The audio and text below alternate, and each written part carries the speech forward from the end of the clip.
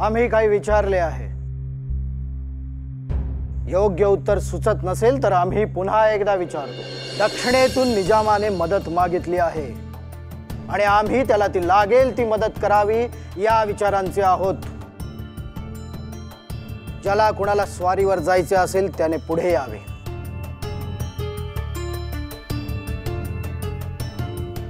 महाराज, क्षमा असावी, पण निजामाला मदत करणं आत्मघात ठरू शकतो। मला वाटतं आपण आपल्या निर्णयाचा पुनर्विचार करावा। आनंदराव, आम्ही वचन दिले आहे, त्या वचनाची पूर्तता झाली पाहिजे। मराठे आपल्या वचनासाठी ओळखले जातात आणि त्या वचनाची जर का पूर्तता होणार नसेल तर मग काय अर्थ उरला? आम्ही पुन्हा एकदा विचारतोय,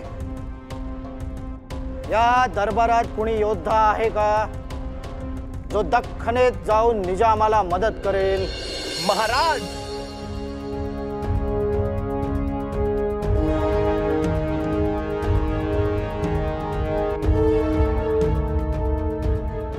आपली आज्ञा असेल तर आम्ही स्वतः तिथे जाण्यास तयार आहोत। बाजीराव, इथे एवढी मातब्बर मंडळी गप्प बसलेली असताना तुम्हाला जाण्याची घाई का लागली? निजाम कोणते माहित आहे ना? उगाच लहान तोंडी मोठा घास ठरेल। बाळाजी विश्वनाथ बल्लाळ यांचा प्रथम पुत्र आहे मी।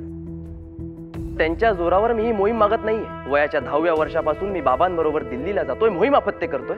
मला स्वतःपेक्षा महाराजांनी दिलेल्या वचनाची आणि शब्दाची जास्त काळजी आहे आणि म्हणूनच तुमच्याप्रमाणे गप्प राहणे मला नाही जमणार।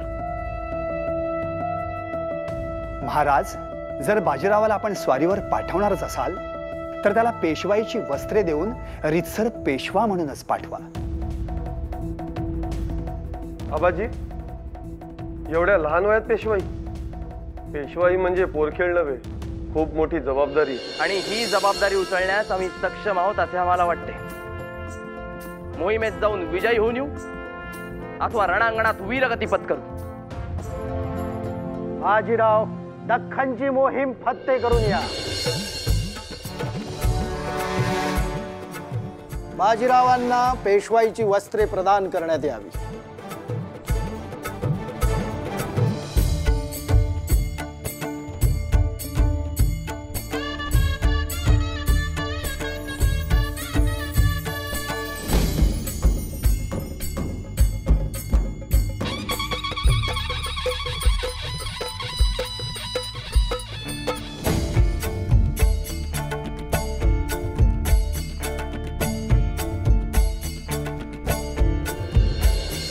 आनंदराव, आता काय? निजाम वाटतो तेवढा सोपा नाही, जग अतिशय धूर्त आहे आणि तेवढाच दगाबाज सुद्धा। आम्ही काही घाबरत होतो म्हणून नकार दिला नव्हता। आता या बाजीरावाला चांगलीच अद्दल घडेल। हा काही परत येत नाही आता दख्खनेतून।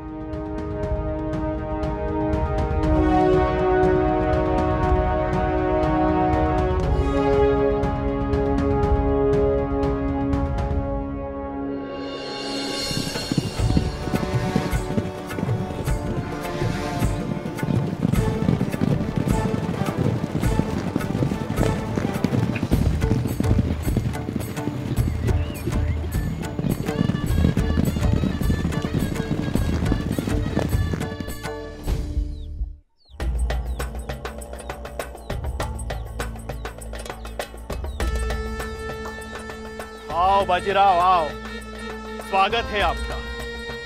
बहुत किस्से सुने हैं तुम्हारे होशियारी के। आम्ही सुद्धा खूप ऐकून आहोत तुमच्या मेहमान नवाजी बद्दल। फिर भी हमसे मिलने हमारे छावनी में अकेले ही आ गए। ये कोई समझदारी वाली बात नहीं हुई। हम चाहे तो अभी तुम्हें बंदी बनाकर तुम्हारा सर कलम कर सकते। कहाँ गई आपकी होशियारी और समझ बाजीराव? आम्ही जरी एकटे असलो तरी तुमच्या सगळ्या सैन्यावर भारी आहोत। तुम्ही प्रयत्न करू शकता। ये मेहमान नवाजी तुम्हें मुआफ है निजाम साहब। ना गुरु, तुरंत बंदी बनाओ इसे।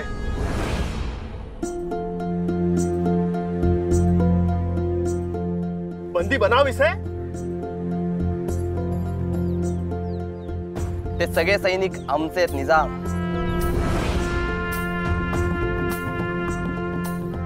तुम्ही आम्हाला आणायला जे सैनिक पाठवले होते ते आता आमच्या कैदेत आहेत. निजाम, आम्ही छत्रपतींच्या आदेशानुसार इथे मैत्री निभवायला आलोय. आता तुम्हाला तलवार उचलायची की आणखी काय ते तुम्ही तुमचं ठरवा. तुम्हारी होशियारी वाकई काबिले तारीफ है. हाँ, और आपकी दगाबाजी की आदत भी. अरे हाँ, हम तो मजाक कर रहे थे. बच्चे हो तुम, इतनी शरारत तो कर ही सकते. आओ आओ बैठो.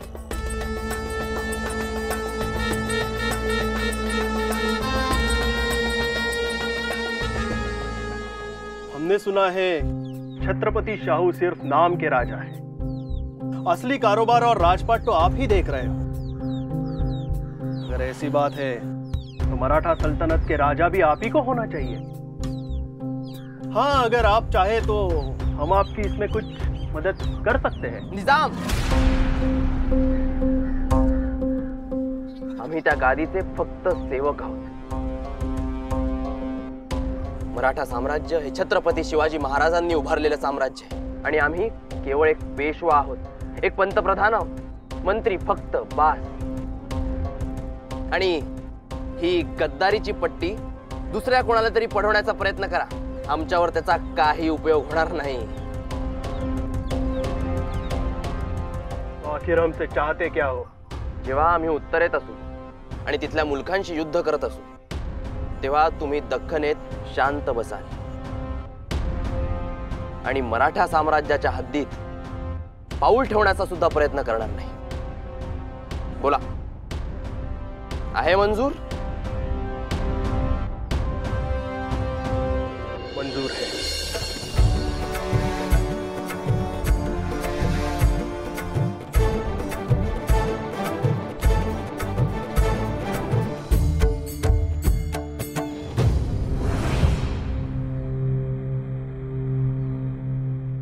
पहिले बाजीराव अवघ्या 20व्या वर्षी पेशवा झाले. मोठ्या विश्वासानं छत्रपती शाहू महाराजांनी त्यांना पेशवाई बहाल केली. त्यांनी स्वतःच्या पराक्रमाच्या आणि निष्ठेच्या जोरावर अल्पावधीतच महाराजांचा विश्वास संपादन केला. संत ज्ञानेश्वरांनी अवघ्या 16व्या वर्षी ज्ञानेश्वरी लिहिली. छत्रपती शिवाजी महाराजांनी वयाच्या 16व्या वर्षी रोहिडा किल्ला घेतला आणि बाजीराव वयाच्या 20व्या वर्षी पेशवे झाले. आजची तरुण पिढी सुद्धा यावरून आदर्श घेऊ शकते. बऱ्याचदा अति अभ्यास, परिस्थितीचं अति विश्लेषण आणि भविष्याविषयी अति सावधगिरी सुद्धा माणसाला कर्तृत्व शून्य बनवते. कधी कधी गरज असते ती अंतःप्रेरणेवर विश्वास ठेवण्याची आणि प्रत्यक्ष परिस्थितीशी दोन हात करण्याची. आणि तरुण रक्तच या गोष्टी करू शकते. मग त्यांच्या साहसी आणि महत्वाकांक्षी वृत्तीला आतताईपणा का म्हणा. शाहू महाराज एकदा असं म्हणाले होते की एकीकडे लक्ष सेना आणि दुसरीकडे जर बाजीराव यापैकी मला निवड करण्याची वेळ आलीच तर मी बाजीरावाची निवड करेन. पेशवा बाजीरावांच्या एकंदरीत कारकिर्दीचा विचार केला तर त्यांचा बहुतेक वेळ हा साम्राज्य विस्तारात आणि युद्धांमध्ये गेला. छत्रपती शिवाजी महाराजांनी जे मराठी स्वराज्य निर्माण केलं त्याच्या खुणा बाजीराव पेशव्यांनी थेट दिल्लीपर्यंत नेऊन उमटवल्या.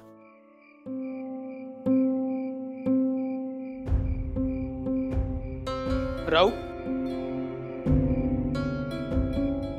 तुम्ही सैन्याला उत्तरेकडे कूच करण्याची आज्ञा दिली आहे म्हणे. ही आज्ञा आम्ही नाही, छत्रपती शाहूंनी दिली. आम्ही फक्त हुकुमाची अंमलबजावणी करतोय. पण या मोहिमेचं लक्ष्य काय? अखंड हिंदुस्तान, पूर्ण हिंदुस्तान हा मराठा साम्राज्याखाली आला पाहिजे. पण राऊ, अखंड हिंदुस्थानात शेकडो राज्य आहेत आणि ती सगळी पादाक्रांत करायची असतील तर 50 वर्षे जातील. चिमाजी, त्यासाठी प्रत्येक राज्य जिंकण्याची जरुरी नाही. आता फक्त दिल्ली काबीज करायची. दिल्ली? वृक्षाच्या मुळावर असा घाव घालायचा की पूर्ण झाड कोसळले पाहिजे. कसं आहे चिमाजी, जर अखंड हिंदुस्थानात मराठ्यांचे नाव आणायचे असेल तर सगळ्यात आधी दिल्ली काबीज करणं महत्वाचं आहे.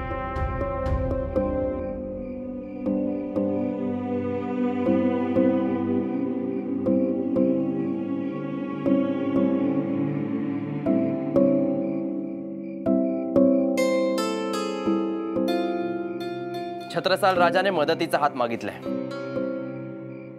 कशासाठी?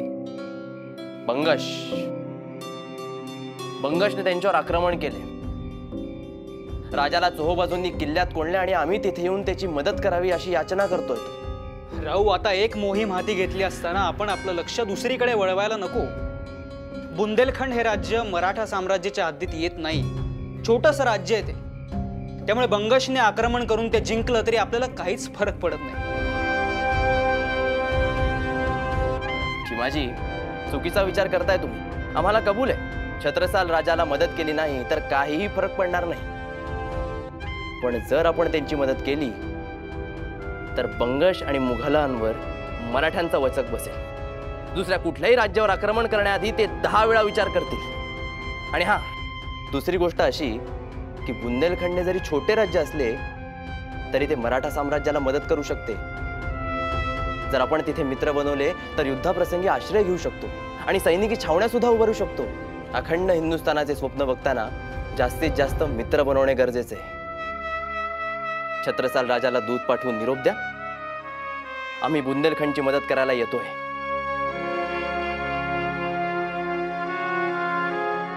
पहिल्या बाजीराव पेशव्यांना जागतिक दर्जाचा योद्धा मानले जाते. बरेच इतिहासकार त्यांची तुलना नेपोलियन बोनापार्ट यांच्या युद्ध कौशल्याशी करतात. बाजीरावांना युद्धनीतीचे प्रचंड ज्ञान होते आणि शत्रूची कमकुवत बाजू जाणून घेऊन मगच ते रणांगणात उतरायचे आणि शत्रूला जेरीस आणायचे. त्यांची ताकद होती ती त्यांच्या बरोबर असणारे, वाऱ्याच्या वेगाने वाटचाल करणारे त्यांचे घोडदळ आणि स्वतःच्या जीवावरचाही धोका पत्करण्याची धडाडी असलेले त्यांचे सैनिक आणि ते स्वतः. बाजीरावाने सैन्यात नेतृत्व करताना कोणताही लवाजमा बाळगला नाही. स्वतः युद्धभूमीवर आघाडीला राहून शत्रूचा पहिला वार आपल्या स्वतःच्या तलवारीवर झेलला. राजवाड्यात बसून केवळ व्यूहरचना करणे आणि त्यानुसार सैन्यास लढायला लावणे असे बाजीरावांचे व्यक्तिमत्व कधीच नव्हते. त्यांनी ज्या व्यूहरचना केल्या त्या युद्धभूमीवर स्वतः अंमलात आणल्या. त्यामुळे त्यांच्या सैन्याला त्यांच्यापासून नेहमीच स्फूर्ती आणि प्रेरणा मिळाली. आजच्या पिढीला ऑन फील्ड काम कसे करावे याचा हा वस्तुपाठच म्हणावा लागेल. केवळ एखादे पद मिळाले म्हणून त्या पदाचे लाभ फक्त पदरात पाडून न घेता त्या पदाचा वापर आपल्या संस्थेच्या वृद्धीसाठी आणि उन्नतीसाठी करायचा असतो हे बाजीरावांनी आपल्या कार्यातून तेव्हा दाखवून दिले. बाजीरावांनी सेनानी म्हणून काम करत असताना अनेक नियम मोडले, वाकवले. शेळीचं दूध, कांदा भाकरी, चवीला मीठ मिरची व धान्याची कणसे खात दिवसाला 93 मैलाचे म्हणजेच 150 किलोमीटर अंतर घोड्यावरून 2 दिवसात पार केल्याच्या नोंदी आहेत. असे होते बाजीराव. आपल्या सरदारांसोबत, आपल्या सैनिकांसोबत मांडीला मांडी लावून जेवायला बसणारा नेता म्हणून बाजीराव लोकप्रिय होते. सामान्य सैनिकाच्या आवडीनिवडी त्यांनी बाणवून घेतल्या आणि त्या पुऱ्या करताना धर्म व जातीचे किंवा सामाजिक स्थानाचे नियम कधीही या बाजीरावांच्या आड आले नाहीत.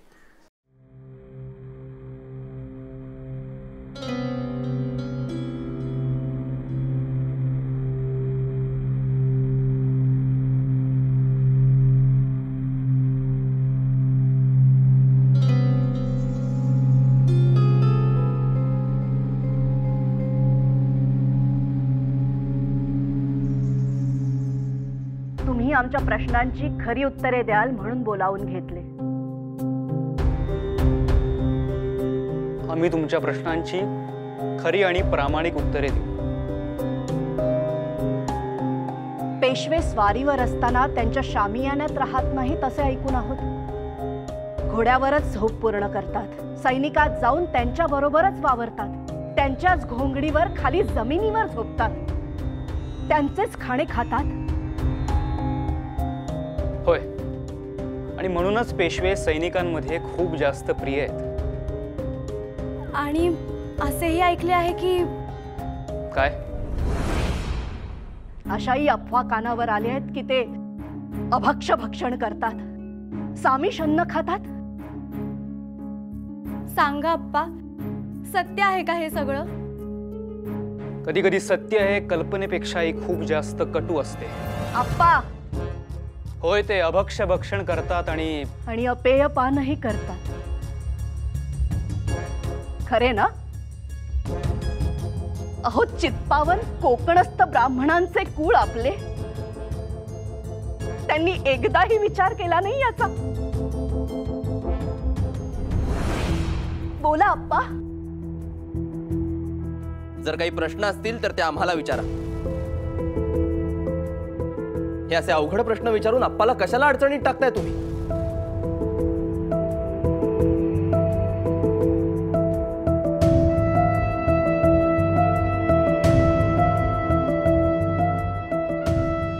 आपण जे वागताय ते धर्मबाह्य वर्तन आहे. कोण म्हणाले असे? आपण पुण्यातील ब्रह्मवृंदाला विचारू, त्यांचेकडून होमयाग करून घेऊ. तुम्ही प्रायश्चित्त घेतले तर ही सगळी पापे, अमंगल कर्मे धुवून निघतील. प्रायश्चित्त? कसले प्रायश्चित्त? मुळात आम्ही गैरवर्तन केले असे आम्हाला वाटतच नसेल तर कशाचे प्रायश्चित्त करून घेऊ? आमचा धर्म हा सेनापतीचा धर्म. आम्ही या राज्याचे सैनिक आहोत. तर मग आम्ही त्यांच्याबरोबर राहिलो, त्यांच्याप्रमाणे मीठ भाकर खाल्ली आणि त्यांच्याप्रमाणे दगड उशाला घेऊन झोपलो तर आम्ही पापी झालो. आमचे सैन्य ज्या परिस्थितीत जगतंय त्याच परिस्थितीत आम्ही सुद्धा राहिलो पाहिजे. हाच आमचा धर्म. म्हणजे तुम्ही प्रायश्चित्त घेणार नाहीत तर? जे सैन्य आमच्यासाठी प्राणांची आहुती द्यायला एका पायावर तयार असतं, जर त्यांना हे कळले की आम्ही त्यांच्या बरोबर राहतो म्हणून प्रायश्चित्त करून घेत आहे तर त्यांना काय वाटेल? हा त्यांच्या भावनेचा आणि कर्तव्यशीलतेचा अपमान आहे आणि आम्ही असे कदापि होऊ देणार नाही. अहो, किमान आपल्या धर्मासाठी तरी. धर्मासाठी अनुष्ठाने देतो ती काय कमी पडतात की काय या ब्रह्मवृंदांना? धर्मसत्ता आणि राजसत्ता यांनी कायम एकमेकांवर अंकुश ठेवावा, पण एक दुसऱ्यात खोडा घालण्याचे काम कधीही करू नये. आम्ही प्रायश्चित्त करून घेणार नाही. हा आमचा अंतिम निर्णय आहे.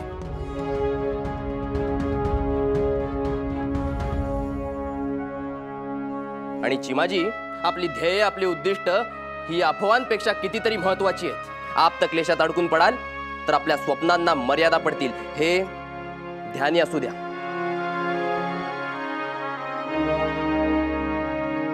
नियमांना वाकवणं, त्यांना झुगारून देणं हे बाजीरावांच्या रक्तातच होतं असं दिसतं. जोपर्यंत हे कथित धर्मबाह्य वर्तन सैनिकी लढायांपुरतच मर्यादित होतं तोवर त्याकडे सगळ्यांनी होता होई तो दुर्लक्ष केलं. पण मस्तानीच्या रूपानं बाजीरावांची ही बंडखोरी थेट घरापर्यंत पोहोचली आणि त्याची जबरदस्त किंमत बाजीरावांना द्यावी लागली. पण बाजीरावांनी मस्तानीला कधीही अंतर दिलं नाही. पेशवे बाजीरावांनी तिला मोठ्या सन्मानानं पुण्यात आणली आणि पत्नीचा दर्जा दिला. मात्र खुद्द राऊ जिवंत असे तो बाजीरावांचा द्वेष करणाऱ्यांनी त्या दोघांच्या विरोधात वाटेल त्या अफवा पसरवल्या.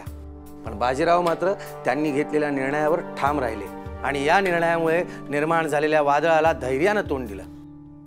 ज्या गोष्टी सत्सद विवेक बुद्धीला पटल्या त्या त्यांनी केल्या. मग त्यावेळी त्यांनी समाजाची, काळाची आणि लोकनिंदेची पर्वा अजिबात केली नाही.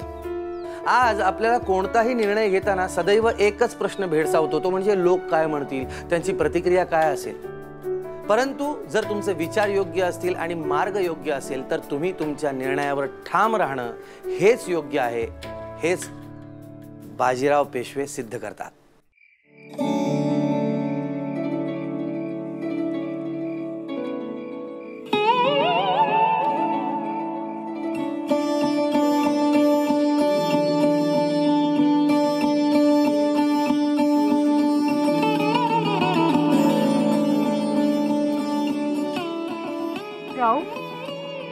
कसला विचार करताय?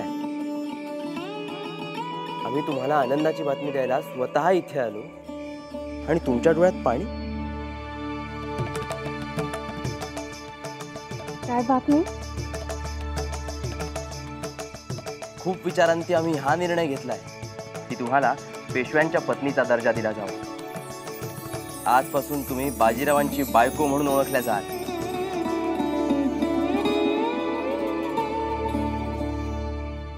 राव, बाहेर ज्या चर्चा सुरू आहेत ते आपल्या कीर्तीला काळीमा लावत आहे.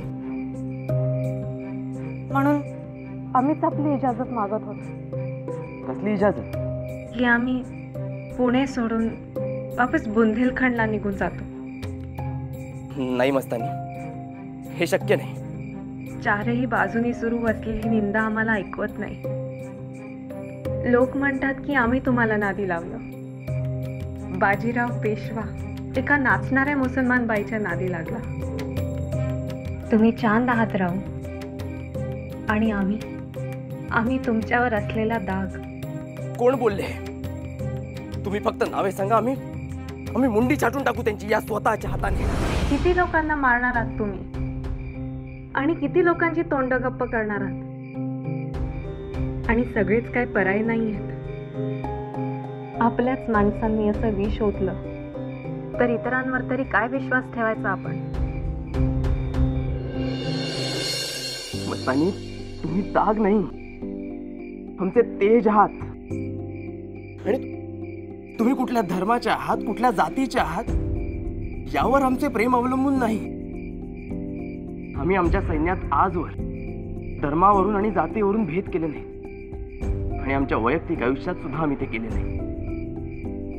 आणि आता ही गोष्ट सगळ्यांना ठणकावून सांगण्याची वेळ आली आहे.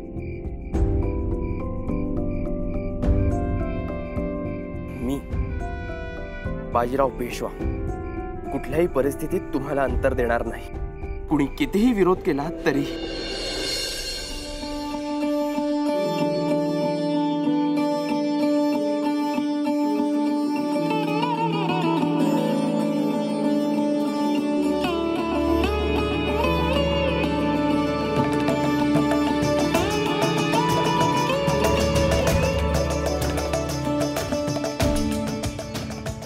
मराठ्यांचा इतिहास तपासून पाहत असताना जेव्हा जेव्हा बाजीरावांचा उल्लेख त्यात येतो तेव्हा तेव्हा त्यांना फक्त मस्तानीच्या माध्यमातूनच पाहिलं जातं.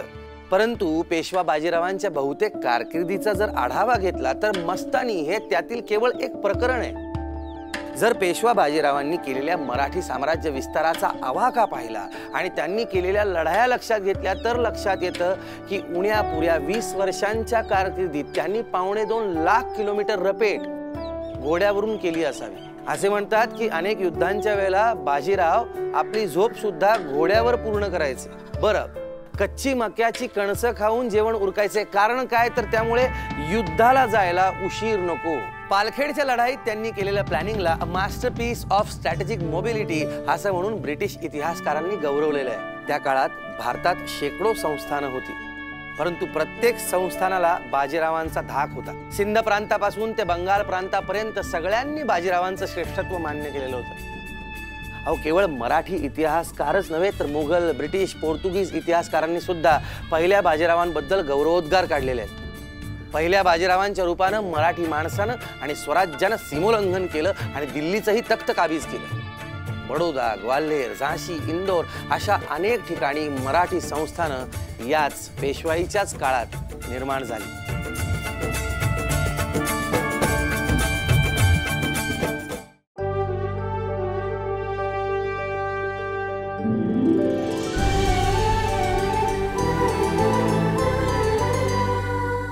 अधिक माहितीसाठी सोनी लिव्ह ॲप डाउनलोड करा. Sony LIV, we live to entertain.